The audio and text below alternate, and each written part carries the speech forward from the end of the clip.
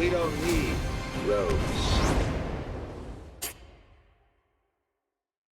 That's my friend Helen right there. Hi, Miss Hans, how are you? Good, how are you? I'm doing so well. Thank you both for taking the time. I really appreciate it. Thank Hey, you. Helen, wait, this is embarrassing. You can accidentally see your Emmy Awards in the background. Accidentally. No one but Paul Reiser will know I didn't mean to do that. Is the Oscar right Let's there really next take to them them? in, shall we? Shall we? Oh, take- come on. Wait, Wow. was the Oscar there as well? I didn't see the Oscar. No, it's Oh. still in a box. I've moved recently. Oh, is it? Yeah. I love that. Oh, and Miss Hunt, if you'll allow me to geek out for a quick second, Betrayal was fantastic. Thank you so And much. Thank you for coming to Chicago and doing that. We loved you Appreciate it. guys, and I love I good love ones. doing it. So guys, my name's Jake. I'm here in Chicago. I don't want to steal too much of your time, but we're very excited that you guys are coming in, and I'm a big fan of everything you guys do. So I'm gonna geek out with you guys for a second. Geek away. I'd love to just start out by I love when sometimes I watch a sitcom from the beginning. I feel like as an audience member who sometimes we know these characters. I feel like sometimes you can see the actors starting to try to they're figuring the characters out. They're learning about them in those first 5, 6, 7 episodes. I was wondering for each of you, if you sat down and started Mad About You from the beginning, could you sort of pinpoint the moment where you go, okay, that's the moment I figured out who Paul and Jamie were? You tell the nice gentleman, Paul. Well, first of all, I know I know for a fact that on a weekly basis, Helen does watch the entire series from beginning to end. Doesn't just everybody to- do that? Yeah, well, just to get, just to keep it fresh. Doesn't the Lisa Kudrow watch all of Friends every I Saturday? imagine she does. You know what? Just the crazy thing is, it was right from the very, very first time. I remember that we had such a great run through and rehearsal, and then when we filmed it, and we both went, I think this feels right. There was nothing. It felt good from the beginning. Is the short answer.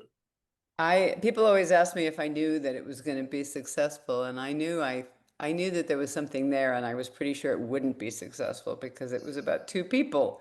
It just didn't seem like enough to have a whole show about. I thought it would be something that a couple smart people saw, but didn't. Why didn't that show get its chance? And then it got its chance, which is just one of the great shining moments of my career for sure. I think those are two separate things. One is, will it be a success, and the other thing is, does it feel right? Yeah, and I think certainly none of us, neither of us or anybody thought confidently this will be a hit, because you just never know. But in terms of what we were trying to do, we've laughed about this for years. From the very first time before we shot it, Helen and I sat down and we talked about, well, what would be great, and we had the same ideas. We went, yes, we should do a show about infidelity or have trouble having a kid and all this. Like, oh, we're on the same page from the beginning. So that always felt right. It always felt organic. It always felt natural. And talking about the success, I was wondering what fan interactions were like during those 7 years, because obviously these are not your only iconic roles. I'm sort of curious, when a fan is clearly approaching you on the street, can you tell the difference between someone who wants to talk about Mad About You versus someone who wants to talk about Aliens or Twister or Beverly Hills Cop or As Good as It Gets? Lately, really I've met a interesting few question. people who approached me dressed as my character in Twister or dressed as a tornado. So that's a giveaway right away. A giant paper mache tornado. I'm like, I'm pretty sure you're not about the Buckmans. I'm pretty sure Wow. your interests lie somewhere else. But I can tell a slightly funny story, which is Paul and I early on, people started to say, it's like you're in our living room. It's like you're our Right. neighbors. It's like we know you. And Paul and I were sent to New York to do publicity, and we were both staying in a hotel. And then they wanted us to go together to a specific room in the hotel to do an interview. But we knocked on the wrong door. And so this couple opened the door and they were like, what's happening? Why are Paul and Jamie Buckman ringing the doorbell? My TV set is too good. Yeah. I can really see them. High def. High def. It's funny, I think when you see, if people come over and they're Mad About You centric, they're generally older and more tired. So they walk. And nice, and nice, and nice. Oh, and nice, for sure. But yeah, that has always been the reaction is that we didn't aim for it, but we always knew we were doing our show well. When people said, I just had that argument with my husband. My wife and I just had that fight. It's like, okay, it ain't just us. Well, that's why the hook was always so good. It wasn't, I believe the hook was what a couple was like after they leave the party and get into the car. And I think Yes, that's that why was so many what Paul people, always wanted it to be.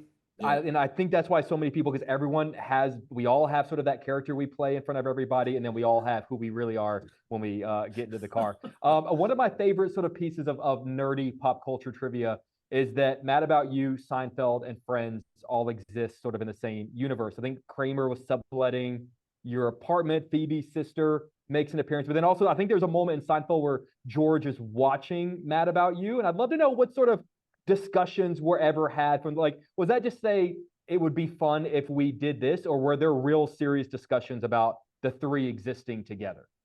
I don't I think think that was, anything serious happened. yeah. I think They that called NBC and NBC liked sometimes to do. They said, "Well, why don't we, get some traction going?" Um, the Yeah, I remember Kramer, that my bachelor apartment had been sublet to Kramer.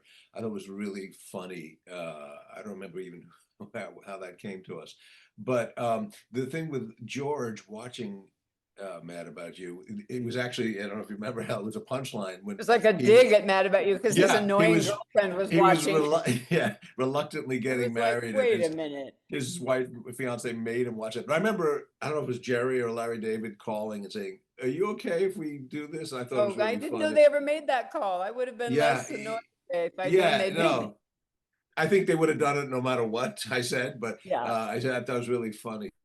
Um, yeah, but actually, I've heard that a lot, and it's almost a compliment where guys would say, "Oh man, love your show. My wife makes me watch that." I went, "That's not the same as That's the you loving Seinfeld it." joke right there. Yeah, it Yeah. is You could have exactly. just stopped it. I love the show. You didn't have to keep Yeah, going with the second yeah. half. Which, That is Paul Reiser's mantra right there. He was so good, and then you added yeah, that. yeah. Keep going. You could have cut sooner. The list of guest stars and the celebrity appearances you guys had on the show, it's just insane. Like, I obviously have ones that I remember happening, but whenever I was doing my homework and when you see the list together, it's pretty unbelievable. Do you guys have a favorite behind the scenes story of a celebrity guest star on the show? I mean, We had I so don't know about many. you, Paul, but we would beg these people. We got on our knees in Mel Brooks's office together and begged him, which he liked, I think. That helped Yeah, us get him. that was funny that he didn't find that particularly showy. He goes, "That's right. No, he was like, This oh, is the okay, maybe ring." I'll do Yeah. it. But I mean, we Yeah. kept looking at each other and shaking our heads. I mean, it started, whose idea was Jerry Lewis early on? Was that you? Well, I don't. We had this wacky character, and someone said, it's like if you could get Jerry Lewis, well, you're not going to get Jerry Lewis. And the big lesson for us was try, make a call. And as it turns out, he said, nobody's ever asked me. It's like the beautiful girl that everybody's afraid to ask to dance. It's like And that just nobody's. kept happening and Yeah, happening. And then I once think a few people did it, other people were like, well, if we, Sid we had. Caesar's willing to go on that show and Carl Mhm. Reiner's willing to go on that show, maybe I'll go on that show. And then cut to us at the end with Carol Burnett in front of us, and we were just like, couldn't believe what. Yeah, there was two moments that were both jaw dropping. We never, Helen and I, never took it for granted. We never less than amazed, and it was surreal that we were working with the people that we grew up idolizing. But there was one scene where we were with Carol Burnett and Carol O'Connor in this trailer, this RV, and the whole joke was how small it is. And so we were sitting this close, and Helen and I looked at each other, go, "Where are we? How did this How did happen?" we end up in a tiny room with Carol O'Connor? And the other one, equally, if not more surreal, was in bed with Yoko Ono, just going, "Yeah, we're in a bed in Helen Hunt, Paul Reiser, and Yoko. Yeah, Okay, As one this does. happened as one does exactly." yeah. I have a line that I often say to people. Sometimes I just go, God, my life is weird. I do the press junkets and stuff, and I get to meet the people who had an impact on my life. And sometimes I just pause and go, my life is weird. I've got to ask, what was the phone call to James Cameron like? I didn't make it. I have no idea. What was that like? You know what? Oh, wow, that was such a silly joke. Where I was making the making of the Titanic. Uh, I think it was so. Yeah, that's how bottom feeding my That's character funny. was. That was really funny. I think he was at the time. You know what it was? He was testing his camera that he was going to use in Titanic on our back lot, and he was there. And I think I just asked him. And to his credit, he said, anybody who's ever worked with me, he said, I figured I must owe them so much because I must have been brutal to them. He said, so I owe it. So he came and he was great fun and a great sport. And his job was sit in a chair. And I remember saying, the joke is that it's dead footage. Just sit there and do nothing. He went, but like nothing. I went, no, really, don't, just sit. So it wasn't demanding, really. He's still crushing. I would like to see Paul do the making of Aliens, just so he could watch and see a guy on camera go, there's a guy that looks just like me in this movie. Yeah, I feel like I'm except owed for something. I don't. There's an era of television that I feel like I have.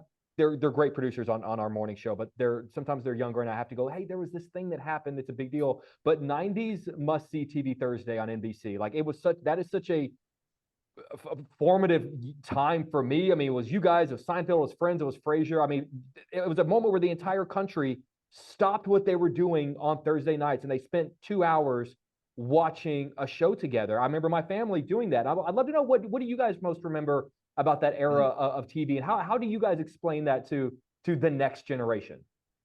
I mean, my version of that growing up was Mary Tyler Moore, Carol Burnett, and and there wasn't any recording anything, and there wasn't 2,500 channels, so you just got together and watched it. So I know what you mean. I can't explain it to my daughter. I'm like, well, see, you couldn't. It's so boring anyway, Yeah, but and it's hard to express what's lost. Like what's gained is all these great shows. What's lost is this thing where you went to the market and went, did you see that last night?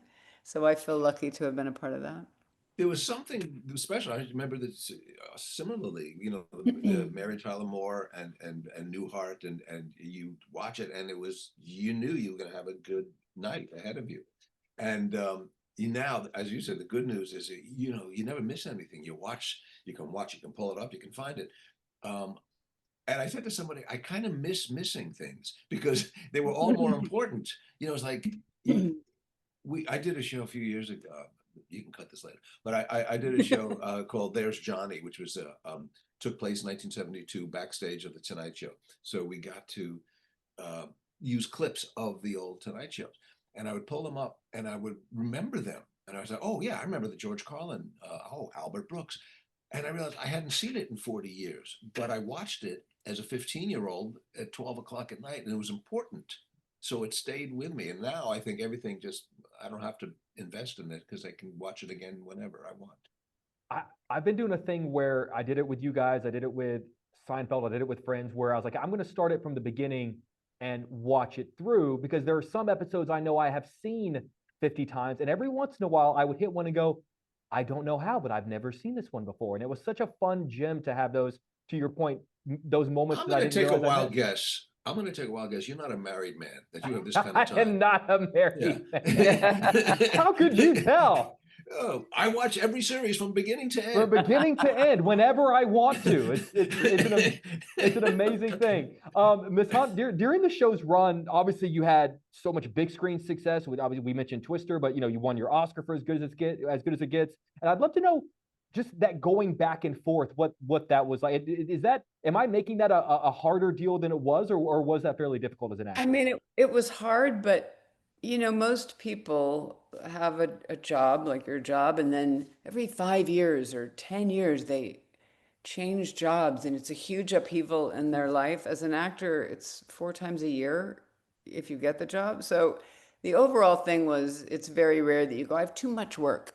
So I think I knew enough to be happy and lucky that I got to be, and I could feel this was some weird astrological coming together, that I could do this work with Paul and then get to go do these movies. I mean, that's, yeah, tired, but whatever. Like, it was a thrill for sure. But Helen has a sort of supernatural power of organization and focus. So she turned this on, and never shortchanges anybody on either side. The work ethic was kind of staggering. Paul would look at me, you tired? No. And I go, I'm tired and I'm out doing the movie part. Well, that's going to be really beneficial when you guys are here in a couple of days for Fan Expo, and I host a series here in Chicago called The Moments That Made Us, where I look back at the most iconic movie moments of all time with the people that were a part of them. So before I let you go, I have one for each of you guys, if you don't mind. Can I pitch one thing about our Fan Expo thing? Please. Well, two things. Paul and I have been walking around for years with people going, I can't find your show. You can now find our show. Our show is now on Hulu, not only the Yes, 7 years, the 8th year that we made in 2019. 19. I am hugely relieved and proud to be able to go look at this work that was, my 30s. It really, I'm so proud of what we did, and so want people, because I do hear a lot like, I don't know how to find it, and I go, I don't know either, and I call Paul and he goes, I don't know. Well, now it's there, so that's the first thing I Yes. want to say, and that's kind of why we wanted to get together to do this. And then Fan Expo asked us to come, and they are doing a screening of 2 episodes, and we're going to do a Q&A after, and that's Saturday night. And once I learn how, I'm going to put the link to Fan Expo in the bio of my Instagram. It'll be there any minute.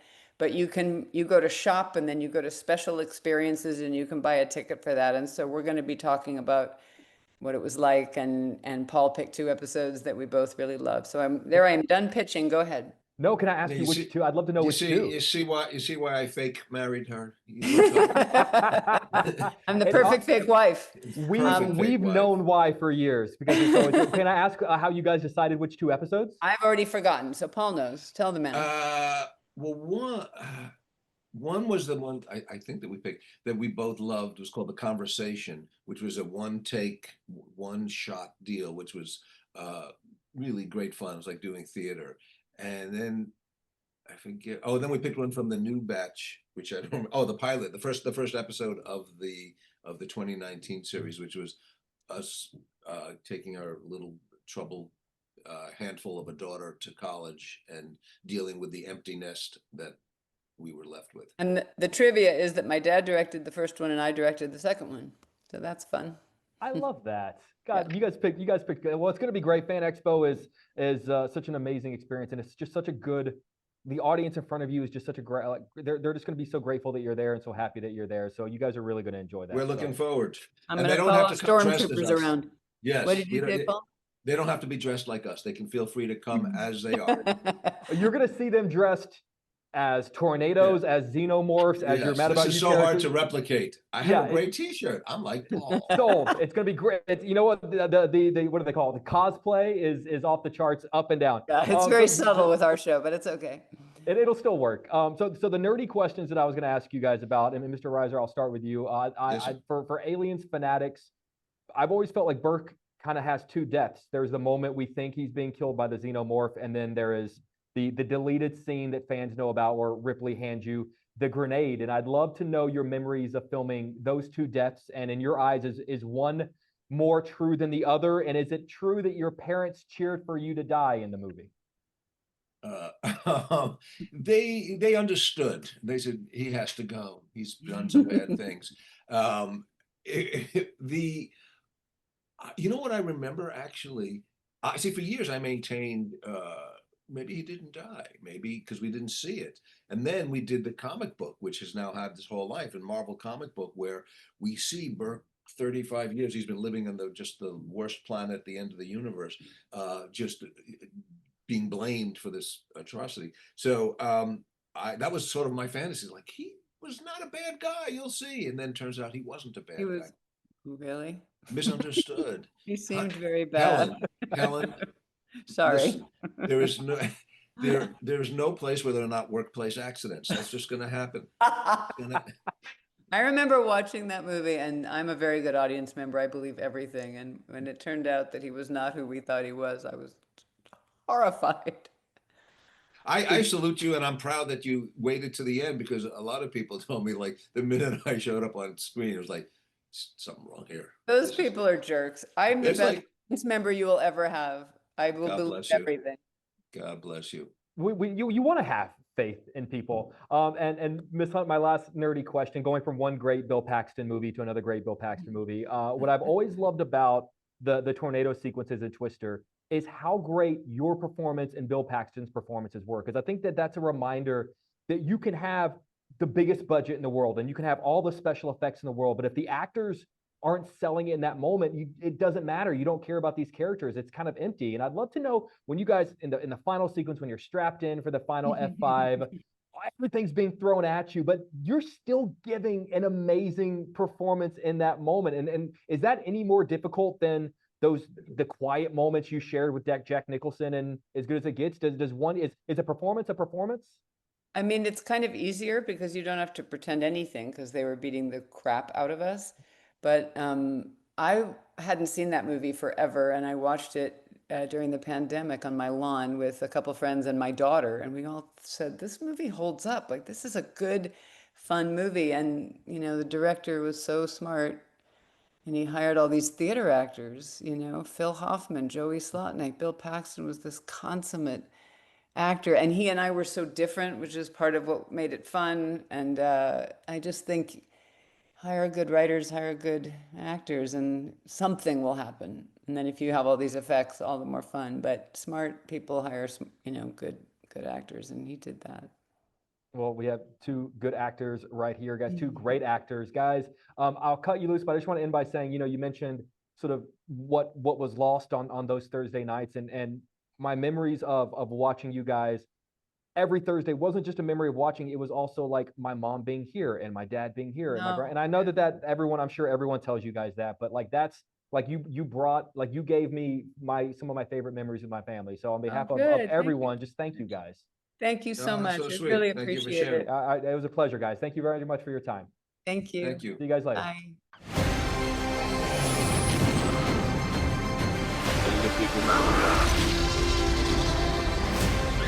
Where we're going, we don't need roads.